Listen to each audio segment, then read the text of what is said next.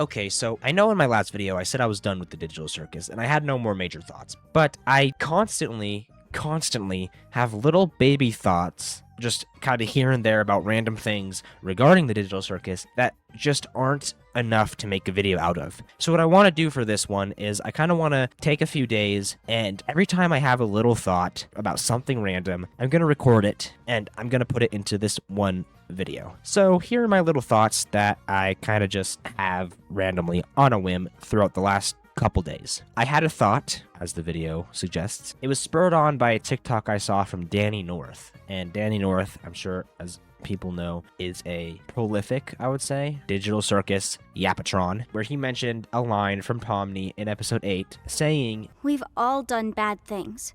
And that kind of made something in my head click. In episode 3, Pomni says a very specific line that I think that people kind of glanced over, and I haven't seen anybody talk about it or even mention it at all. I knew it would end up like this! He just wants me to suffer.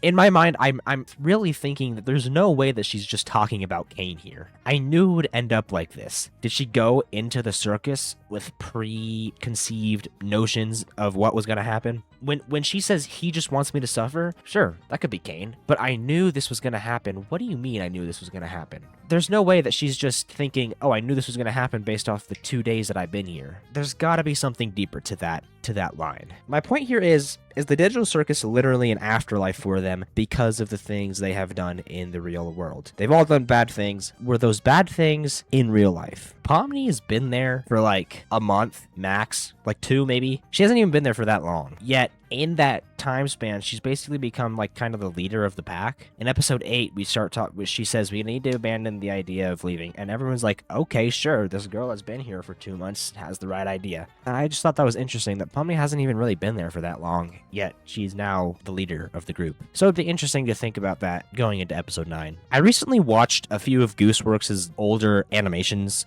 More specifically, I watched Little Runmo, and then I watched Elaine Gets Adopted and Elaine the Bounty Hunter, and it's really interesting watching those after having seen the digital circus, because there's so many things where I'm like, oh, that's where that comes from. The abstraction eyes, the game show. Hey, I'm catching that. I'm clocking that. Okay, that sounded cringe. I'm not... Okay, goodbye. I recently saw a TikTok, I think it was a TikTok, that made me think about the ending of the show. And I know that it's been officially said by someone, whoever said that. Like, the ending was gonna be... is completely unpredictable. And I've seen all sorts of people trying to predict the ending. Like, if it's unpredictable, maybe what Kinger said in the little short that Glitch posted actually is spoilers, but we just don't know it yet. But I had a little thought. What if it's something like they actually can escape? Where Soma theory is not real, but also them being dead outside theory is not real. I don't know what that's called. But it's like their actual physical bodies were transported into this world. So their physical bodies have been translated into their digital bodies. So there's no physical bodies in real life, but they're not just brain scans in the game. I don't know if that makes any sense. So what if there is a way to escape where they can actually go out through the screen and they would just be transported back into their original bodies from their digital bodies to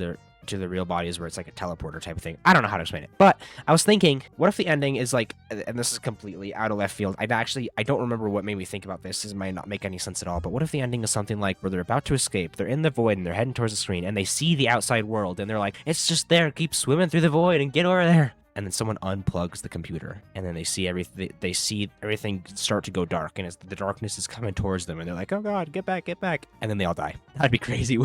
That would be an insane ending, wouldn't it? I don't know. I just had that thought. Might be something like that. Who knows? I've been seeing a lot of people talk about Bubble as if he wasn't deleted, and it's hard for me to understand their perspective, because how do they not understand that Bubble is Kane? Bubble is Kane. Bubble is Kane's intrusive thoughts, meaning Bubble is Kane, Bubble equals Kane, Bubble and Kane are the same thing, and therefore, Kane being deleted also means Bubble being deleted alongside him. I don't really know what's so hard to understand about that. I mean, I literally made a video about this. Like, I don't know, to me it was obvious, but obviously I can't fault anybody for thinking otherwise, because I probably would have thought otherwise if the show hadn't come around. Dude, the foreshadowing in this show is absolutely insano style. I was, scanning through the episodes, which I don't do often, by the way. I don't just scan through the episodes, but I was scanning through, and in episode 7, there's some crazy foreshadowing said by Abel. Well, here, let me just show you. Getting stuck with a blank mannequin body of all things. Kane completely overlooked me. That blew my mind. I don't know why that blew my mind. I knew there was going to be foreshadowing, but like, it's crazy how he just said that in the moment and we're like, oh, okay. Yeah, he completely got overlooked. No, that was foreshadowing, bro. He like in episode 8,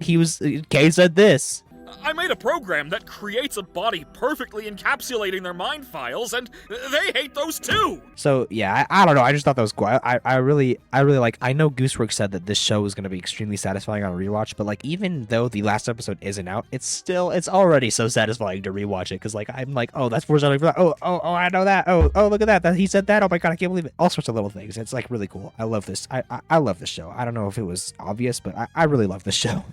And, you know, considering that this video is now about 5.5 minutes long, I think that this is a nice time to end it. I mean, considering all my last videos haven't been over like 10 minutes. So, you know, I just had a lot of little thoughts. I thought I might as well share them. I want people to hear my thoughts on this. And I feel like sometimes it's nice to get thoughts out there because, like I say in many of my other videos, aha moments are really nice to have. And if someone has a thought that you didn't think of, it's really cool to be like, oh wait, now this makes sense and I can put this thought there and then I can connect it to go off there. You know what I mean? So, I don't know. Thoughts are great. Anyways, I don't know. Next to the Circus video is going to just be up whenever. Hope you enjoyed. Thanks for watching. See y'all later. Bye-bye.